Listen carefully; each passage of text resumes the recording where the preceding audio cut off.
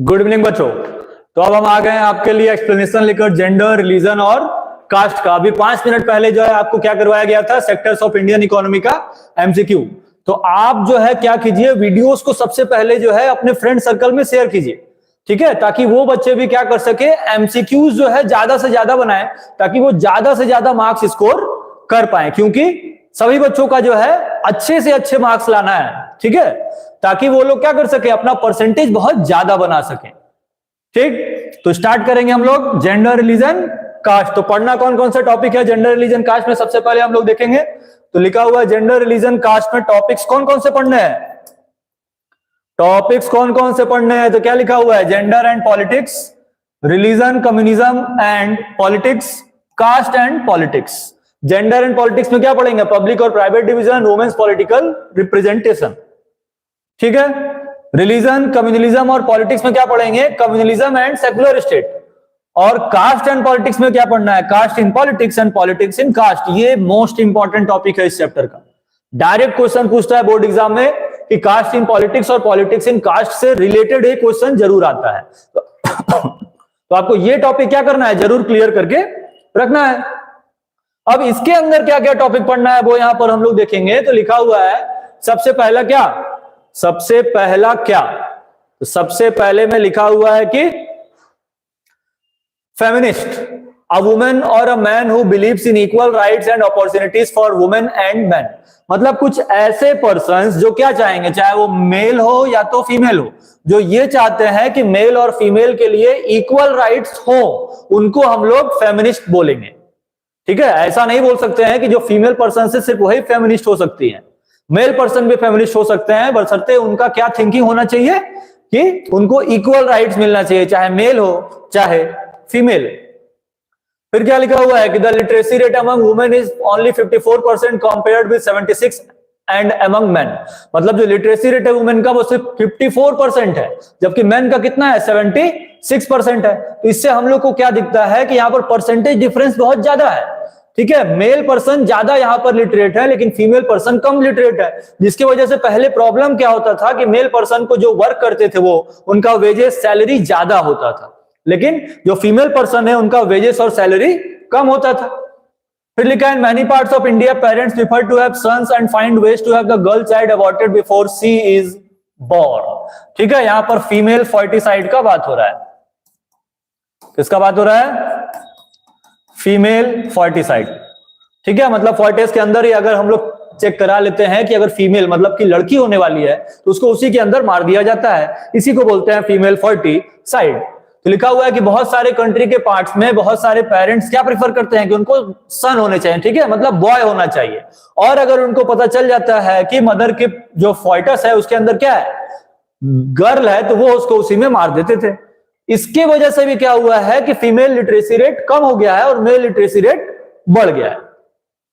फिर लिखा है, in India the proportion of women in legislature has been low, ठीक है, सही बात है। लिखा हुआ है कि जो लेजिस्लेचर है मतलब पार्लियामेंट है, उसमें वुमेन्स का जो है क्वांटिटी बहुत कम है, ठीक है। 1/3 ही सीट सिर्फ रिजर्व है, 2/3 पे कौन है, मेल पर्सन है। अब क्या लिखा हुआ है कि 1/3 सीट जो लोकल गवर्नमेंट है, बॉडीज है, पंचायत है, म्युनिसिपैलिटी है, इन सब जगह पर वुमेन्स का सीट 1/3 रिजर्व कर दिया गया है। और women's organisation and activist have been demanding a similar reservation for at least 1/3 of seats in the Lok Sabha and the state. मतलब यहां पर क्या था कि सिर्फ 1/3 सीट किसके लिए रिजर्व है, फीमेल पर्सन के लिए, लेकिन लोकल पंचायत या लोकल गवर्नमेंट बॉडीज और म्युनिसिपैलिटी में, और उन सबका डिमांड क्या है कि लोकसभा राज्यसभा में भी 1/3 सीट रिजर्व एकदम होने ही चाहिए। अभी भी जैसे लोकसभा राज्यसभा में फीमेल्स है, ठीक है, लेकिन 1/3 नहीं है, तो उनका डिमांड क्या है कि 1/3 होना ही चाहिए, ताकि अगर वुमेन्स के खिलाफ कोई भी एक्टिविटीज हो रही है तो उसमें क्या हो सके, वुमेन्स को इक्वल राइट्स मिले, ठीक है। उनको पार्शियलिटी, मतलब उनके साथ पार्शियलिटी ना हो, उनको आपस में ये ना एलिनेशन जैसा फीलिंग ना है कि यहां पर मेल पर्सन को ज्यादा प्रायोरिटी दिया जा रहा है और फीमेल पर्सन को कम प्रायोरिटी दिया जा रहा है, ठीक है। बोलते हैं नेक्स्ट पेज की तरफ। तो नेक्स्ट पेज पे क्या लिखा हुआ है, नेक्स्ट पेज पे क्या लिखा हुआ है कि रिलीजन, कम्युनलिज्म एंड पॉलिटिक्स। तो रिलीजियस डिफरेंस सबसे बड़ा प्रॉब्लम, कम्युनलिज्म और बड़ा प्रॉब्लम, सेकुलर स्टेट तो ये प्रॉब्लम नहीं है, ये उसका सॉल्यूशन है। तो रिलीजियस डिफरेंस में लिखा हुआ है कि many countries including India have followers of different religions, मतलब बहुत सारे कंट्रीज में इंक्लूडिंग इंडिया में भी बहुत सारे रिलीजन्स को फॉलो करने वाले लोग हैं। Gandhi ji used to say that religion can never be separated from politics. Gandhi ji क्या बोले थे कि जो रिलीजन है उसको हम लोग पॉलिटिक्स से सेपरेट नहीं कर सकते हैं। Women's movement have argued that family laws of all religions discriminate against women, मतलब वुमेन्स मूवमेंट करके ये बताया गया कि जो फैमिली लॉज बनाए गए हैं उसमें सबसे बड़ा प्रॉब्लम क्या है, रिलीजन के बेसिस पे डिस्क्रिमिनेशन करना, वो भी किसके साथ, वुमेन्स के साथ। तो ये सबसे बड़ा प्रॉब्लम था रिलीजियस डिफरेंस का, जिसमें सबसे ज्यादा प्रॉब्लम किसको फेस करना पड़ा, फीमेल पर्सन को। ठीक है, कम्युनलिज्म लिखा हुआ है कि communal politics is based on the ideas that religion is the principal basis of social community, मतलब कम्युनल पॉलिटिक्स बताया गया कि ऐसा कंडीशन है जिसमें जो प्रिंसिपल बेसिस है सोशल कम्युनिटी का, political mobilisation of religious lines in another frequent form of communalism, मतलब ये सिर्फ रिलीजन के बेसिस पे ही पार्शियलिटी करता है, रिलीजन के बेसिस पे ही सोसाइटी को डिवाइड करता है, तब हम लोग उसको कम्युनलिज्म बोलेंगे। और कम्युनलिज्म बाद में जाके क्या करता है, रिलीजियस डिफरेंस क्रिएट करता है, मतलब ये बाद में जाके रिलीजियस डिफरेंस ही क्रिएट करेगा। ठीक है, सेकुलर स्टेट लिखा हुआ है, इसीलिए इंडिया में इसका सॉल्यूशन क्या निकाला गया कि इंडिया का कोई ऑफिशियल रिलीजन भैया है ही नहीं। ठीक है, unlike the status of Buddhism इन श्रीलंका, जैसे श्रीलंका में क्या था कि बुद्धिज्म फॉलो करने वाले लोग हैं बहुत ज्यादा। दैट ऑफ इस्लाम इन पाकिस्तान, पाकिस्तान एक इस्लामिक कंट्री है। That of Christianity in England, England एक क्रिश्चियन कंट्री है, वहां पर ज्यादातर लोग जो है क्रिश्चियन रिलीजन फॉलो करते हैं। The constitution prohibit discrimination on grounds of religion. ठीक है, लेकिन इंडिया में ऐसा नहीं है कि इंडिया का कोई ऑफिशियल रिलीजन है ही नहीं, यहां पर सारे धर्म के लोग एक साथ रह सकते हैं। ठीक है, सारे धर्म के सारे धर्म के लोग एक साथ रह सकते हैं। अब चाहे वो क्या हो, चाहे वो हिंदू हो, चाहे वो मुस्लिम कैंडिडेट हो, ठीक है, या तो वो क्रिश्चियन हो या पंजाबी हो, यहां तक कि अगर वो बुद्ध रिलीजन फॉलो करने वाले हैं, कोई बुद्धिस्ट पर्सन है, कोई जैनिज्म फॉलो करने वाला है, ठीक है, ये सारे रिलीजन के लोग यहां पर रह सकते हैं। इसीलिए इंडिया को एक सेकुलर कंट्री बोलते हैं, क्योंकि यहां का कोई ऑफिशियल रिलीजन नहीं है, यहां पर सारे लोग कोई भी रिलीजन फॉलो कर सकते हैं। कोई अगर एक दूसरे रिलीजन में पैदा हुआ है, जैसे मान लेते हैं कोई पर्सन अगर हिंदू, ठीक है, हिंदू रिलीजन में पैदा हुआ और वो चाहता है कि क्रिश्चियन में कन्वर्ट हो जाए, तो वो हो सकता है, बिल्कुल हो सकता है। फिर चाहे कि क्रिश्चियन से वो मुस्लिम धर्म में कन्वर्ट होना चाहता है, तब भी हो सकता है। तो यहां पर क्या है, फ्रीडम ऑफ रिलीजन है, हम लोग कोई भी रिलीजन को अपना सकते हैं। ये गवर्नमेंट हम लोग को, मतलब कॉन्स्टिट्यूशन हम लोग को क्या दिया है, राइट दिया है। ठीक है, कोई भी रिलीजन हम लोग अपना सकते हैं, ये कॉन्स्टिट्यूशन हम लोग को क्या दिया है, राइट। ठीक है, इसीलिए इंडिया को क्या बोलते हैं, सेकुलर कंट्री। अब यहां पर सबसे पहला टॉपिक क्या लिखा है, जेंडर डिवीजन। जेंडर डिवीजन है क्या, तो पहले ही बताएं कि जेंडर डिवीजन का मतलब जब किसी कंट्री में मेल और फीमेल के बेसिस पे डिफरेंस क्रिएट करने लगेंगे, पार्शियलिटी करने लगेंगे, उनको राइट्स ज्यादा देंगे मेल पर्सन को, फीमेल पर्सन को राइट्स कम देंगे, तो ये कहलाएगा जेंडर डिवीजन।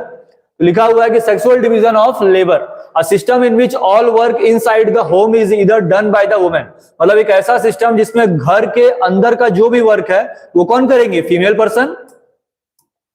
ठीक है, of the family, while men are expected to work outside to earn money, और मेन से क्या एक्सपेक्ट किया जाता है कि वो घर के बाहर जाके वर्क करेंगे ताकि वो मनी अर्न कर सके।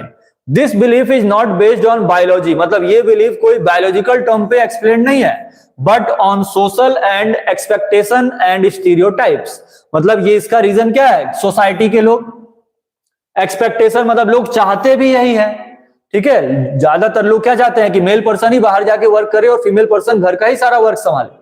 और स्टीरियोटाइप, जो पुरानी सोच वाले लोग हैं, रूढ़िवादी सोच वाले जो लोग हैं, वो भी यही चाहते हैं कि फीमेल पर्सन को ज्यादा पढ़ाना लिखाना नहीं चाहिए। अब इसी सबको देखने के बाद गवर्नमेंट ऑफ इंडिया क्या किया, कॉन्स्टिट्यूशन में चेंजिंग लाया और यहां पर एजुकेशनल राइट सबको इक्वल दिया गया, चाहे वो मेल पर्सन हो चाहे फीमेल पर्सन हो। ठीक है, जैसे पहले क्या होता था, अब पहले क्या होता था कि जैसे मान लेते हैं कि किसी फैमिली में, ठीक है, किसी फैमिली में टोटल 5 मेंबर्स हैं। कितने मेंबर्स हैं, 5 मेंबर्स। फादर है, मदर है, ठीक है, और 3 बच्चे हैं। एक मान लेते हैं सन है और 2 डॉटर है। तो यहां पर पहले के गार्जियंस करते क्या थे कि जो सन है उसको अच्छे स्कूलों में पढ़ाते थे, ठीक है, जो मेल चाइल्ड है मतलब जो बॉय चाइल्ड है उसको अच्छे स्कूलों में पढ़ाते थे। लेकिन जो डॉटर है उसको अच्छे स्कूलों में पढ़ाने के पास उन सबके पास अर्निंग मनी नहीं होता था, ऐसा वो बोलते थे। तो गवर्नमेंट क्या किया, मेल पर्सन के साथ साथ फीमेल कैंडिडेट को भी इक्वल राइट्स देने के लिए यहां पर एजुकेशनल राइट्स लाया। कौन सा राइट्स लाया? एजुकेशनल राइट, जिसको हम लोग क्या बोलते हैं, राइट टू एजुकेशन। ठीक है, चाहे वो मेल कैंडिडेट हो चाहे फीमेल कैंडिडेट हो, सबके पास एजुकेशन लेने का राइट है। और उनको गवर्नमेंट स्कूल्स में फ्री एजुकेशन दिया जाएगा। क्या दिया जाएगा? Free education. खाने पीने का भी वहां पर व्यवस्था अवेलेबल है, वहां पर मिड डे मील, ठीक है, मिड डे मील स्कीम के थ्रू उन सबको क्या मिलेगा? फूड भी मिलेगा गवर्नमेंट स्कूल्स में, ताकि मेल और फीमेल कैंडिडेट के बीच का जो पार्शियलिटी है, डिस्क्रिमिनेशन है, वो खत्म हो जाए। और अगर किसी फैमिली में सन है, डॉटर है और एक और डॉटर है, ठीक है, या मान लेते हैं तीनों डॉटर है, तो सबको पढ़ने का राइट मिल सके। तो ऐसा गवर्नमेंट राइट्स लाया ताकि सारा प्रॉब्लम क्या हो जाए? सॉल्व हो जाए और जेंडर डिवीजन धीरे धीरे खत्म हो और जेंडर के बेसिस पे किसी भी कंट्री या किसी भी स्टेट में क्लासिफिकेशन ना किया जाए, सबको इक्वल ट्रीट किया जाए। अब आया क्या? Feminist movement. ठीक है, तो फेमिनिस्ट मूवमेंट में क्या लिखा हुआ है कि social movements that aim at establish equality between men and women are called feminist movement. मतलब एक ऐसा सोशल मूवमेंट, एक ऐसा सामाजिक मूवमेंट, ठीक है, एक ऐसा सामाजिक मूवमेंट जिसमें का एम क्या होगा? इक्वालिटी लाना। किसके किसके बीच में? चाहे वो मैन हो या तो वुमेन हो। इसको हम लोग क्या बोलेंगे? Feminist movement. अभी बताए थे आपको फेमिनिस्ट मूवमेंट का मतलब क्या होता है कि मेल और फीमेल पर्सन, जब दोनों ये लोग चाहेंगे, दोनों का ये मानना होगा कि मेल और फीमेल के लिए इक्वल राइट्स होने चाहिए हर फील्ड में, तब उसको हम लोग फेमिनिस्ट पर्सन बोलते हैं, चाहे वो मेल कैंडिडेट हो चाहे फीमेल कैंडिडेट हो। और जब वही मेल और फीमेल कैंडिडेट मेल और फीमेल के इक्वल राइट्स के लिए कोई मूवमेंट करेंगे तो वो कहलाएंगे क्या? Feminist movement. ठीक है, जिससे गर्ल चाइल्ड को भी या गर्ल जो है या फीमेल पर्सन जो है उनको भी इक्वल राइट्स मिल सके। ठीक है, बढ़ते हैं नेक्स्ट पेज की तरफ। नेक्स्ट पेज में क्या लिखा हुआ है?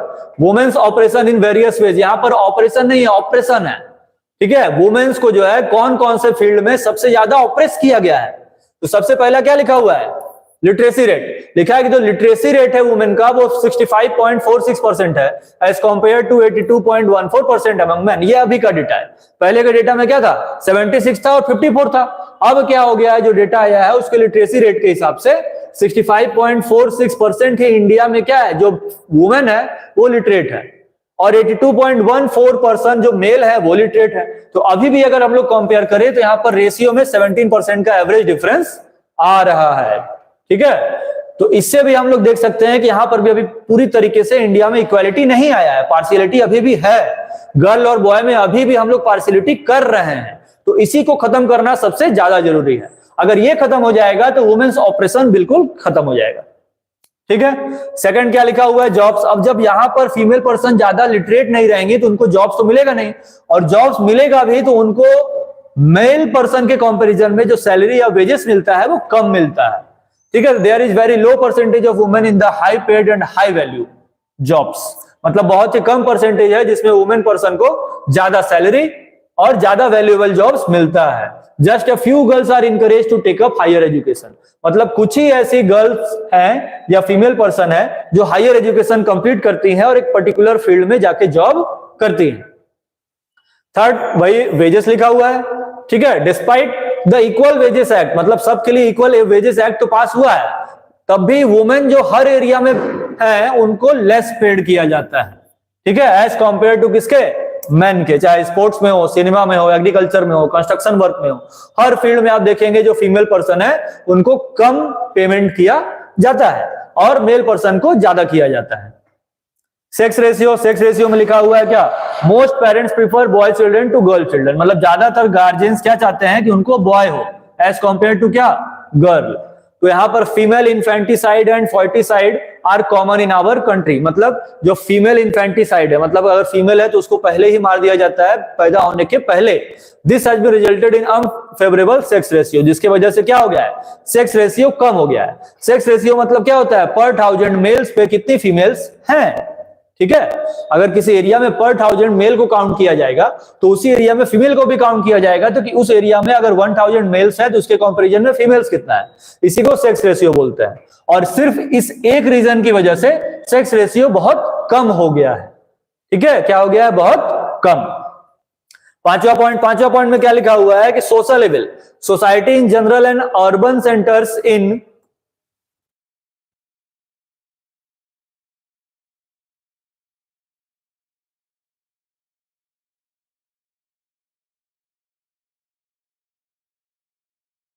ठीक है, अब दिख रहा है यहां पर, तो क्या लिखा हुआ है, society in general and urban centres in particular is not safe for women.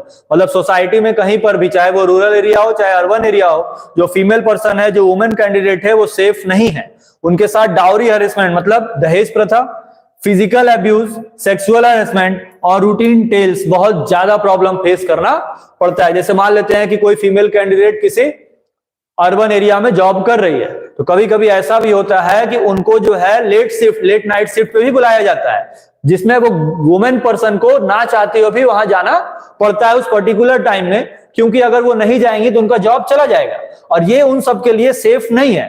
तो ऐसे भी राइट्स लाने चाहिए कि अगर वुमेन कैंडिडेट वर्क कर रही है तो उनको डे वाले टाइम में ही वर्क दिया जाए, ना कि नाइट वाले टाइम में, ताकि उनके साथ कोई भी प्रॉब्लम ना हो। तो ये 5 ऐसे पॉइंट्स है जो हम लोग को बताते हैं कि इंडिया में वुमेन ऑप्रेस्ड कैसे हैं, कैसे उन सबको प्रॉब्लम हो रहा है। ठीक है, चलते हैं नेक्स्ट पेज की तरफ। नेक्स्ट पेज पे क्या लिखा हुआ है, वुमेन्स पॉलिटिकल रिप्रेजेंटेशन। तो लिखा हुआ है कि political representation of women in India is very लो। मतलब पॉलिटिकल कंडीशन या पॉलिटिकल एरिया में देखेंगे तो वुमेन कैंडिडेट्स का परसेंटेज बहुत कम है। It has never crossed 5% in any of the Vidhan Sabha. मतलब स्टेट का जो सभा है, विधानसभा जो है, उसमें फीमेल कैंडिडेट 5% से ज्यादा है ही नहीं। ठीक है, मतलब 95% मेल्स हैं और सिर्फ 5% फीमेल्स हैं। एंड नेवर क्रॉस 12% इन लोकसभा। ठीक है, लोकसभा में सिर्फ 12% फीमेल्स हैं। कितना, 12%। लेकिन अगर यही लोकल एरिया में हम लोग देखें तो क्या बताए थे, 1/3 मतलब लगभग 33.33% वुमेन्स को दिया गया है, लेकिन लोकल गवर्नमेंट में, पंचायत में, म्युनिसिपैलिटी में, इन सब वाले एरियाज में। ठीक है, लेकिन लोकसभा में सिर्फ 12%, विधानसभा में सिर्फ 5% दिया गया है, जो ये रिप्रेजेंट करता है कि गवर्नमेंट ये तो बता रहा है कि हम क्या करेंगे, वुमेन के साथ इक्वालिटी लाएंगे। ठीक है, वुमेन के लिए इक्वालिटी लाएंगे, उनको पार्शियलिटी से बचाएंगे, उनको इक्वल राइट्स देंगे, लेकिन वो खुद अपने पार्लियामेंट्री सिस्टम में 5% और 12% का ही रेशियो उन सबको दे रहा है, जो ये रिप्रेजेंट करता है कि वुमेन को यहां पर पार्शियलिटी तो हो ही रहा है, क्योंकि अगर गवर्नमेंट इक्वल राइट्स दिया होता तो परसेंटेज ज्यादा होता। ठीक है, 50-50 हो सकता है, 60-40 भी हो सकता है, 33 और 66.66 भी हो सकता है। ठीक है, तो इससे कम से कम ये तो रहेगा कि 1/3 सीट वुमेन्स के लिए रिजर्व है। तो जब 1/3 सीट वुमेन्स के लिए रिजर्व रहेगा, तो उस कंडीशन में वो लोग अपने इक्वल राइट्स के लिए लड़ सकेंगे। कोई भी प्रॉब्लम होगा तो वुमेन आगे आके अपने वुमेन कैंडिडेट से बोल सकेंगे कि हमको इस एरिया में ये प्रॉब्लम है। अब बहुत सारे ऐसे प्रॉब्लम्स होते हैं जिसमें वुमेन जाके मेल कैंडिडेट से अपना प्रॉब्लम शेयर तो कर नहीं पाती है, तो इसके वजह से उनके साथ ये प्रॉब्लम होता है। तो इस प्रॉब्लम को अगर दूर करना है तो हम लोग को क्या करना पड़ेगा, इक्वल रिप्रेजेंटेशन लाना पड़ेगा। कहां पर, पॉलिटिकल एरियाज में। क्योंकि पॉलिटिकल एरियाज में अगर इक्वल रिप्रेजेंटेशन आ गया तो हर फील्ड में इक्वल रिप्रेजेंटेशन, इक्वालिटी मिलेगा और डिस्क्रिमिनेशन और पार्शियलिटी कम हो जाएगा, जिसकी वजह से वुमेन किसी भी कंट्री में अपने आप को सेफ फील करेंगी, क्योंकि उनको पता है कि उनके पास इक्वल राइट्स है। ठीक है, नेक्स्ट टॉपिक की तरफ चलते हैं। नेक्स्ट टॉपिक पे क्या लिखा हुआ है कि रिलीजन, कम्युनलिज्म एंड पॉलिटिक्स। तो सबसे पहला पॉइंट है रिलीजन डिफरेंस इन पॉलिटिक्स। ये पहले अभी आपको ओवरव्यू में बताए थे कि ये टॉपिक पढ़ने हैं, ये टॉपिक आ गए यहां पर। ठीक है, रिलीजन डिफरेंस इन पॉलिटिक्स। तो लिखा हुआ है कि human rights activities allege that people from minority religious community suffer a lot whenever there is communal violence.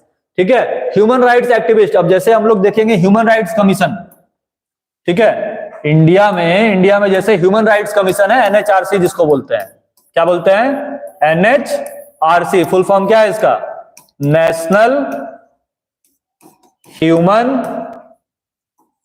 Rights commission कब पास हुआ था? 1993 में। ठीक है, 1993 में एनएचआरसी स्टैब्लिश हुआ था। तो इसका मेन मोटिव क्या था कि जितने भी ह्यूमंस है, चाहे वो मेल हो चाहे फीमेल हो या किसी भी जेंडर के हो, ठीक है, किसी भी जेंडर के हो, ट्रांसजेंडर का भी बात हो रहा है, तो अगर उनके खिलाफ या उनके साथ कोई एक्सप्लॉयटेशन होता है तो एनएचआरसी उन सबका हेल्प करेगा ताकि उनके साथ वो एक्सप्लॉयटेशन दोबारा ना हो। ठीक है, और अपने एरियाज में बाकी जितना भी अगर प्रॉब्लम चल रहा है तो एनएचआरसी उन सबको भी दूर करेगा। अब यहां पर क्या बता रहा है कि ह्यूमन राइट्स एक्टिविस्ट यहां पर क्या किए हैं, जितने भी लोग हैं जो माइनॉरिटी है, मतलब जिनका क्वांटिटी कम है, ठीक है, तो उनका जो कम्युनिटी है बहुत ज्यादा सफर करता है, बहुत ज्यादा प्रॉब्लम फेस करता है और उनको कम्युनल वायलेंस भी फेस करना पड़ता है। कम्युनल वायलेंस क्यों फेस करना पड़ेगा? क्योंकि उनका क्वांटिटी बहुत कम है इंडिया में, वो तो माइनर है ना। माइनर जब रहेंगे तो उस कंडीशन में उनको प्रॉब्लम फेस करना होगा। जैसे श्रीलंका में देखेंगे, आप पावर शेयरिंग पढ़े होंगे, तो श्रीलंका में क्या था कि जो सिन्हाला थे उनके बोलने वाले, सिन्हाला लैंग्वेज बोलने वाले पर्सन बहुत ज्यादा थे और तमिल बोलने वाले पर्सन सिर्फ 18% थे। इस कंडीशन में क्या हुआ, तमिल बोलने वाले पर्सन के साथ वहां पर क्या हुआ, वायलेंस हुआ, तो उसके खिलाफ वो लोग सिविल वॉर छेड़ दिए। ठीक है, लेकिन अब इंडिया में क्या है कि इंडिया में सिविल वॉर तो नहीं चल रहा है लेकिन कम्युनल वायलेंस है। ठीक है, कम्युनल वायलेंस है, वुमेन्स के साथ ऑपरेशन बहुत ज्यादा हो रहे हैं। तो इन सब कंडीशंस को दूर करने का भी आपको तरीका बताएं क्या, पॉलिटिकल सिस्टम में उन सबको राइट्स देने पड़ेंगे। इक्वल नहीं दे सकते तो कम से कम 1/3 दे। ठीक है, कम से कम 1/3 दे ताकि वुमेन्स कैंडिडेट भी इंडिया में अपने आप को सेफ, फ्री और इक्वल फील कर सके। ठीक है, उसके बाद क्या लिखा हुआ है, what is communalism, short definition यहां लिखा हुआ है कि extreme and partisan attachment to one's own religion is called communalism. ठीक है, मतलब जब भी किसी एरिया में किसी माइनर पर्सन के साथ कोई भी वायलेंस होगा तो उसको हम लोग कम्युनलिज्म बोलेंगे। मतलब जिनका कम्युनिटी बहुत छोटा है और उनके साथ वायलेंस हो रहा है, उनको नॉन इक्वल ट्रीट किया जा रहा है, इक्वल राइट्स नहीं दिया जा रहा है, उनके साथ पार्शियलिटी किया जा रहा है, उनके साथ डिस्क्रिमिनेशन किया जा रहा है, तो उसी चीज को हम लोग क्या बोलेंगे, कम्युनलिज्म। क्या बोलेंगे, कम्युनलिज्म। अब पॉलिटिक्स में कैसे कम्युनल या कम्युनलिज्म है? ठीक है, व्हाट इज कम्युनल पॉलिटिक्स? तो लिखा हुआ है कि problem in the society begins when one religion is pitted against the others. Problem तब स्टार्ट होता है जब सोसाइटी के एक रिलीजन दूसरे रिलीजन को बहुत ज्यादा नीचा दिखाने लगते हैं। ठीक है, उनके कल्चरल एक्टिविटीज को वो लोग नहीं मानते हैं, उनको मतलब कि सेलिब्रेट करने नहीं देते हैं। तो इस कंडीशन में जो माइनर रिलीजन वाले हैं तो उनको क्या समझ में आएगा कि हमारे साथ इस कंट्री में पार्शियलिटी हो रहा है। तो इस कंडीशन में वो क्या समझेंगे कि वो सामने वाला जो रिलीजन जो मेजर क्वांटिटी में है, मेजोरिटी में है, वो माइनर रिलीजन वाले का ऑपरेशन कर रहा है। ठीक है, क्या कर रहा है, पिट कर रहा है उन सबके साथ। फिर लिखा है the problem become serious when demands of one religious group is formed in opposition to other religions. मतलब ये जो प्रॉब्लम है बहुत ज्यादा सीरियस प्रॉब्लम है। क्यों? क्योंकि डिमांड जो है वो एक रिलीजियस ग्रुप का वो ओपोजिशन वाले के लिए बहुत कम है। ठीक है, मतलब वो सिर्फ जो मेजर क्वांटिटी में, जो मेजोरिटी में है, वो सिर्फ अपने लिए अच्छे राइट्स चाहते हैं, अच्छे रिसोर्सेज का यूज चाहते हैं और सोसाइटी में अपने आप को ऊंचा दिखाना चाहते हैं। लेकिन जो कम क्वांटिटी में है, जो माइनर पर्सन है, उनको वो चाहते हैं कि वो लोग हमेशा उनके कंट्रोल में रहें, उनको इक्वल राइट्स ना दिया जाए। तो इस कंडीशन में क्या होगा, कम्युनल पॉलिटिक्स तो हो ही रहा है। थर्ड में क्या लिखा हुआ है कि the problem become very acute when the government uses its power to fulfill the demands of only one religious group। मतलब जो प्रॉब्लम है बहुत छोटा है। ठीक है, when the government uses its power, जब गवर्नमेंट अपना पावर यूज करेगा क्या करने के लिए, किसी पर्टिकुलर रिलीजियस ग्रुप का डिमांड को पूरा करने के लिए। लेकिन अगर वही इक्वालिटी लेते आए कि सारे रिलीजियस ग्रुप यहाँ पर इक्वल है, क्योंकि इंडिया तो सेकुलर कंट्री है, तो जब सारे रिलीजियस ग्रुप को यहाँ पर इक्वल राइट्स मिलेगा, गवर्नमेंट की तरफ से उन सबको इक्वल पावर मिलेगा, तो ये प्रॉब्लम होगा ही नहीं। ठीक है, प्रॉब्लम सॉल्व करने का ही नहीं तरीका है कि सबको इक्वालिटी दे दिया जाए। तो जब सबको इक्वालिटी दे दिया जाएगा तो उस कंडीशन में प्रॉब्लम खुद ब खुद खत्म हो जाएगा, चाहे वो रिलीजियस डिफरेंस का हो, चाहे कम्युनलिज्म का हो। This kind of using religion in politics is called communal politics. और ऐसे ही पॉलिटिक्स को हम लोग कम्युनल पॉलिटिक्स बोलते हैं, जहां पर एक पर्टिकुलर रिलीजन को बहुत ज्यादा प्रायोरिटी दिया जाता है और बाकी दूसरे रिलीजन को प्रायोरिटी नहीं दिया जाता है, उनको अंडर एस्टिमेट किया जाता है। इसी को हम लोग कम्युनल पॉलिटिक्स बोलेंगे। ठीक है, नेक्स्ट टॉपिक। तो नेक्स्ट टॉपिक पे क्या लिखा हुआ है, the theory of communal politics. Communal politics का क्या थ्योरी है?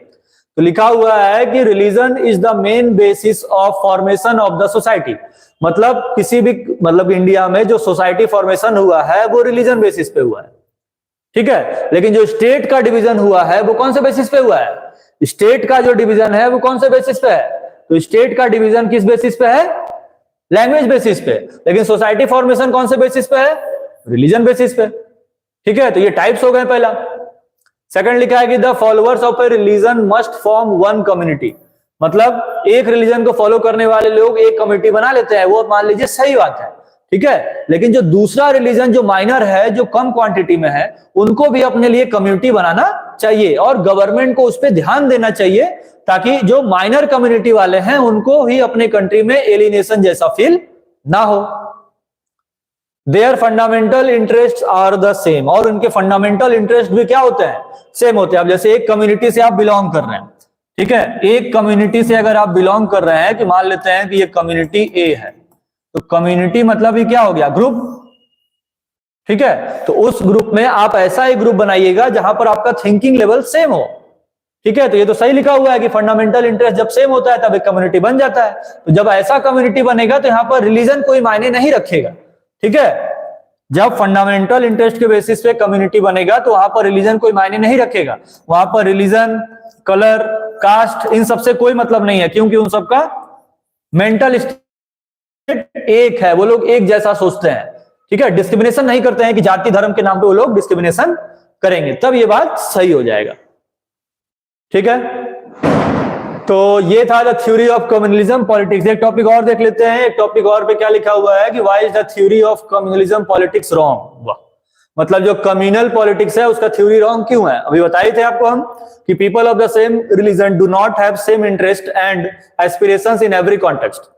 अब सेम थिंकिंग लेवल वाले अगर कम्युनिटी बना लिए तो ठीक है, लेकिन अगर उसमें कुछ अलग अलग लोग भी आ जाएंगे जिनका कुछ पॉइंट्स बाकी लोगों के साथ मैच कर रहे हैं, लेकिन बाकी सारे पॉइंट्स बाकी लोगों के साथ मैच नहीं कर रहे हैं, तो उस कंडीशन में क्या होगा कि जो सेम रिलीजन वाले लोग रहेंगे ग्रुप में तो रहेंगे, लेकिन उनके हर एस्पेक्ट्स कॉन्टेक्स्ट के सेम नहीं रहेंगे, वो किसी ना किसी पॉइंट पर डिफर कर जाएंगे, ठीक है। जैसे मान लेते हैं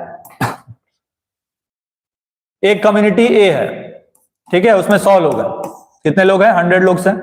उसमें से 90 लोग ये चाहते हैं कि सबको इक्वल राइट्स मिलना चाहिए। क्या मिलना चाहिए? इक्वल राइट्स मिलना चाहिए, चाहे वो मेल हो, चाहे फीमेल हो, चाहे ट्रांसजेंडर हो, सबके लिए।